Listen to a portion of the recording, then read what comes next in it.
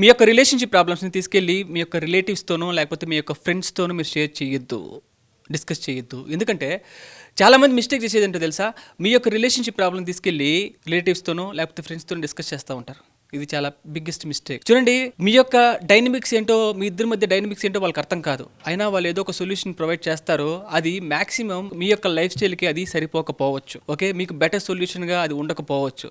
ఇంకొకసారి మీ ఇద్దరి మధ్య ఫైట్స్ అండ్ ఆర్గ్యుమెంట్స్ వస్తే ఒకరినొకరు నిందించుకోకుండా, బ్లేమ్ చేసుకోకుండా, కంప్లైంట్ చేసుకోకుండా, ఆర్గ్యుమెంట్ చేసుకోకుండా ప్రశాంతంగా ఒక 1 or 2 అవర్స్ టైం తీసుకున్న తర్వాత సొల్యూషన్ ఫైండ్ అవుట్ చేయాలి అనే ఆలోచనతో డిస్కషన్ అనేది స్టార్ట్ చేయండి. మీ యొక్క ఇష్యూ నా లైఫ్ పార్ట్నర్ సరిగ్గా టైం స్పెండ్ చేయట్లేదు అనేది అయితే ఒకసారి మీ యొక్క ఫీలింగ్స్ ఏంటో షేర్ చేసుకోండి. టైం స్పెండ్ చేయకపోవడం వల్ల మీరు ఏ విధంగా లోపల మిస్ అవుతున్నారు, ఎంత మీరు మిస్ అవుతున్నారు, ఎంత ఫీల్ అవుతున్నారు అనేది డీపర్ లెవెల్లో మీరు షేర్ చేయండి, ఎమోషనల్గా షేర్ చేయండి.